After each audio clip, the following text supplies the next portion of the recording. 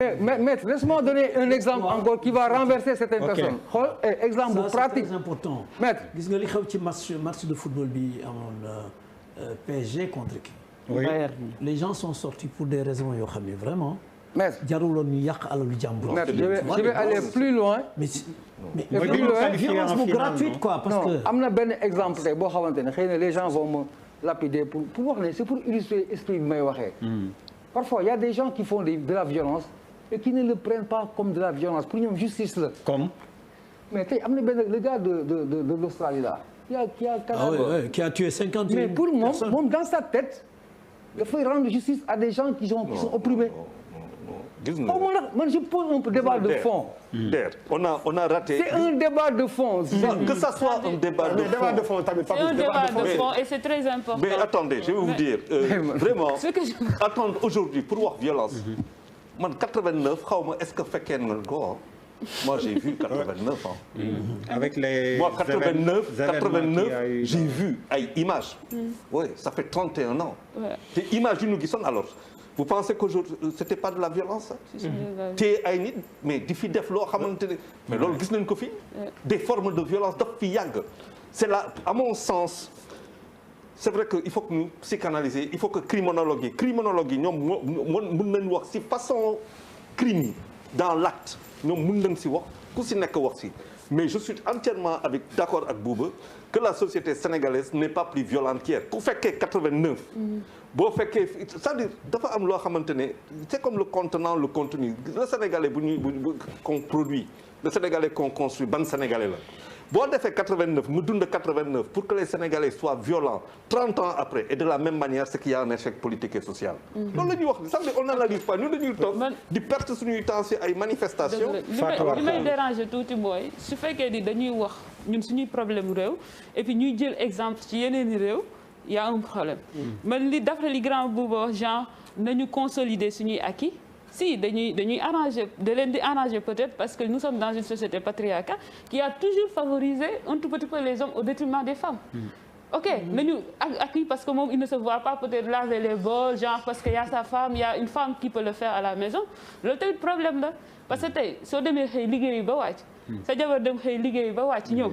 ku ci nekk sonn ku ci nekk am ay stress ku ci nekk am ay difficulté nga ni ko non Fatou yow yaa war a tàng teg reer bi ok c'est bon si non mais da nga war a sóoraale aussi que ni Fatou non dafa war a sóoraale aussi Fatou dafa war a sóoraale Fatou difficulté yi mu jànkonteel moom difficulté yooyu la Fatou jànkonteel mais ils ne le font pas ils pensent que Fatou dafa nekk à ses services donc je pense que relation boobu noonu dañ ko war a xoolaat waxuma ni jigéen du toppatoo jëkkëram si mën na toppatoo jëkkëram mais jëkkër itam dafa war a xam ne bu jigéen ji demee liggéeyi moom mu dem liggéey ñoom ñaar ñëpp ñoo sonn. loolu dafay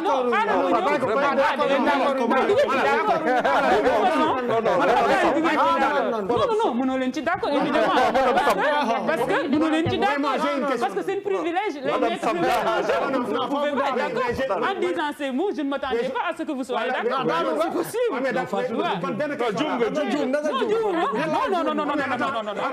Non. Vous défendez vos positions de conformité. Non, j'attends la question. Oui, Fatou, maintenant nee na dëgg parce que y a des points essentiels yoo xam ne mënuñu ko bàyyi mu parce que sànq li ma waxoon rek dégg dafa am déglu dafa am. ñun dañuy xoolal ñu la ko def ko def keneen dama la bàyyi nga quand même je ne vous insulte pas il y a le minimum. Non boo nee dégg dafa am déglu dafa am dafa mel ni ñun dégg. Mais vous avez coupé la parole à Maître Massokhna. Vous avez coupé la parole. Parce que déjà man maa ngi entamé wax mu bëgguma bàyyi ma wax dañ ko déglu. tamit nañuy déglu wante. Non moi je vous comprends. non mayal Fatou war xam ko li ma bëgg a eggale mooy loolu su ma koy wax c'est-à-dire c'est des choses yoo xam ne ça existe c'est nos réalités su ñu nee non le Sénégal on n'est pas dans un pays violent par exemple si on est dans un pays violent ça dépend grand wax na ko sànq la conception parce que nit a ngi def violence foog ni justice la mais nit a ngi def violence jàppewu ko dara yenn saa yi nga gis sa jabar insulté ko devant tout le monde ça va c'est normal parce que c'est ma femme yenn saa yi sa doom jaar ni nga xët dóor ça va c'est bon on peut comprendre parce que c'est mon enfant donc loolu mooy la perception nous que nous avons de cette violence. Non, le Sénégalais n'est pas comme ça. Non, si, on est violent. Parce qu'on ne peut pas être impressionné, on ne peut pas aimer, être passionné comme pour reprendre les dits de Grand Malal, pour ne pas dire qu'on n'est pas violent. Si, on est violent. xam nga lan laa bëgg a xam. c'est-à-dire que man pour ne pas monopoliser la parole man Bouba Ndour sénégalais man su ma eggee sama kër dama bëgg ñu may tagal lekk. waaw yaa may dégg maintenant yaa may dégg loolu dama nekk sénégalais te 99% c'est naturel des sénégalais. c'est un rôle non c'est un non c'est un rôle naturel de la femme au foyer. foog ngeen jubóo déjà jubóo ci culturel la wala naturel. pour man c'est culturel c'est vrai. c'est culturel parce que xam nga. basiquement en termes de définition. léegi ñu définir tuuti ce qui est culturel et naturel. ñu dem non dama bëgg ñu définir ce qui est culturel et naturel. man bu ma la romboon léegi ci arakaar bi nga war a jóge fii jëm ci arakaar bi yor sac bu diis lu ma sew damay jël sac bi yenu parce que c'est culturel parce que je te laisse pas pour man c'est pas élégant que je laisse à une femme porter du lourd. Voilà. Ça c'est vous yow yaa koy xalaat léegi. non mais góor ñi globalement. non mooy li la bëgg di wax da ngay dugg ci Tata pour reprendre votre exemple. léegi nga xam ne surtout ci période Covid bi place yu toog yi. place yu très bas rek parce que mi 48 la yow waa xaaral ma ñëw da ngay dugg ci Tata toog Tata bi arrêté ci benn gars benn place des. ku góor ki di ko ñàkkante ku jigéen bi comme pas possible. témoin oculaire bu mu wax ku jigéen bi dugg nag toog di la xool. non déedéet bu ko duñ la may dafa tu auras la parole may ko mu tontu. c'est-à-dire que ma bantuwaat la. waaw question réponse. dama la koy bantuwaatal. pour nga dégg ñun culturellement fu ci li ñu xam. tous ces trucs là. on n'est pas obligé. par exemple xam nga lu ñu xam. xamuñu lan la ñu xam. dafa am contradiction bu rëy ci loo wax. mooy jigéen toog góor ñëw mu toog ci suuf bàyyi ko mu toog ci kaw. tubaab bi day yow ne la madame toogal attention. oui dama ne la. Sénégal ba ñu xam xaw ma yéen Sénégal bi ngeen indi moom mooy dafa ndànk rek boo duggee ci fenn jigéen toog day jóg bàyyi kilifa gi mu toog ci suuf loolu c'est-à-dire que on ne demande pas tey ji à 2020 nit gis ko donc su boo duggee ci car rapide góor gi jógul. ce n'est pas extraordinaire pour le Sénégalais lambda mais jigéen dafa am ci société bi noo xam ne ñun noonu lañ ñu mooñee maintenant on ne parle pas de violence mais dugg sa kër ñu lay tagal ay kii wala ñu lay yónni café mu indi débat c'est parce que vous n'avez rien compris. si on a compris on a beaucoup compris. s'il vous plaît rek parce que dafa am leen loo xamante ni foog ñu xam il y a une différence entre l'acquis et le naturel par exemple tey soo waxee sexe wax genre sexe c'est la biologie c'est inné. mooy def différence entre góor ak jigéen ci appareil génital féminin ak appareil génital masculin nga ñëw ne ma acquis mooy par exemple pour le genre li nga xamante ni société bi noonu la lay mooñaale éducation ba ngay am valeurs yi ni nga war a toogee comportement attitude tey bu ñu waxee que tey fii Sénégal biir société sénégalaise que jigéen mooy def travaux ménagers mooy togg mooy gérer éducation xale yi tout ce qui va avec loolu c'est l'acquis c'est le culturel mooy les valeurs les principes régis par la société sénégalaise par exemple tey soo demee chez les Yoruba tey loolu c'est le contraire moo fa am. foofu Niger. non da nga war a bàyyi. mais c'est une société. on parle du Sénégal on parle pas de Yoruba. Yoruba yi ngay bàyyi. Toutes choses et son contraire. Yéen vous parlez d'ouverture d'esprit et vous voulez vous restreindre à la société sénégalaise. Sénégal la ñu wax. non dañuy déglu wante dañuy wax ouverture d'esprit ngeen bëgg a toog yamale ko lépp mais Sénégal gënuñu ñëpp ñu nekk ci àdduna bi dañu waxante dëgg. mais on parle de la violence au Sénégal. mais lan ngay kaas man li ma jaaxal mooy lan ngay kaas. da ngeen may bàyyi ma yeggali parce que bu leen ma bàyyi ma yeggali doo leen xam. mais lan ngay kaas. non kaas ma da ngeen may déglu. parce que xam nga ba ngeen di wax dama leen di déglu. parce que fii li ñuy wax du ñun rek lay jëriñ ñi ñuy seetaan ñi ñuy déglu da leen di jëriñ. kon baax na nit buy wax ñu bàyyi ko mu yeggali.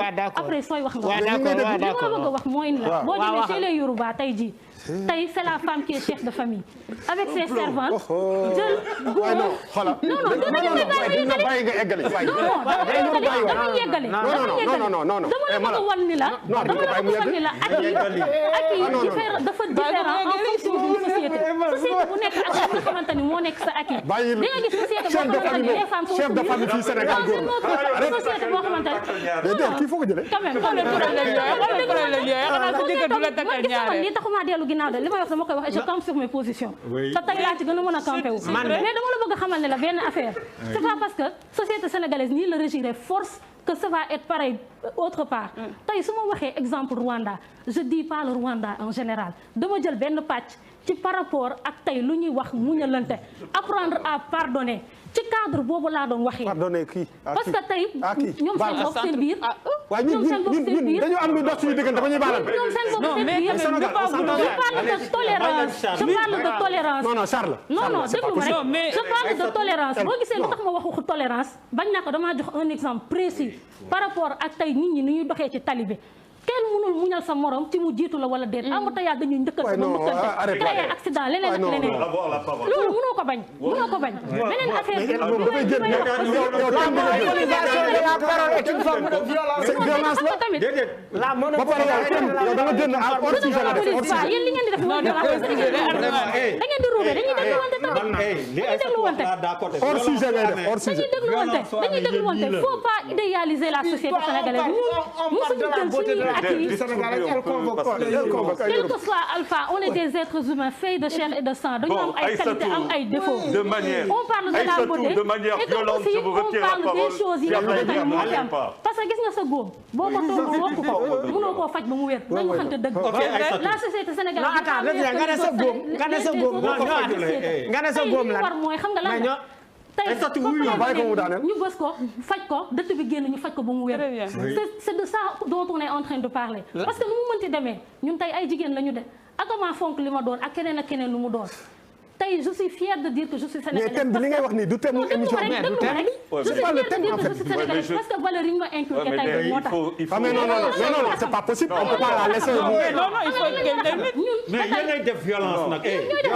non violence ci yéen non mais il faut que déglu nit ñi violence il faut écouter. alors que c'est deux choses différentes. tey suñu waxee. mais non mais télé la nekk il faut mu déglu. non parce que yéen déglu leen parce que sànq ba ngeen di wax dama leen déglu ba ngeen di wax. non dégluwoo kenn. il faut pas bien sûr. s'il vous plaît madame dama leen may bàyyi ma yeggali. mais non yaa ngi wax depuis 30 minutes. su yeggale effectivement. mais c'est vrai ce que je dis da ngeen may bàyyi ma yeggali quand même. parce que tamit boo xamul nit ki fu mu boo ko bàyyi mu yegg doo xam fu mu jëm. alors Aïssatou pour conclure ci li nga doon wax pour conclure. parce qu'il faut qu'elle conclue. bien sûr. ah mais non parce que on peut se lever te laisser. ah ouais mais dëgg la ñu bàyyi la émission bi. parce que ci li nga doon wax ci loolu laa la doon tontu. on est sur la violence. ça c'est de la violence. ak yi ñu am. ça c'est pas de la violence parce que c'est notre fierté par rapport ak ñun. Fatou tey su waxee par exemple que yow da ngay liggéey sa jabar liggéey wàcc mu sonn nga sonn et tout ça. foofu néewuñu ne la ka. fii du wareef de yow wareef ngay nekk nii def. déglu ma rek yow ne ndoo ban non yow ne ko ndooy ban. mais yow da nga ko war a def par force. je suis soit da lay neex nga def ko neexu la nga def ko. mais tout aussi def ko. non dëgg la cercle bi nga màgg. ah mais non ah mais non il faut mais dëgg la ñu wax c'est pas possible. non moomul wax ji. mais à juste raison li ñuy wax nii yëpp. violence parce que vous êtes en train de confondre et c'est ça qui est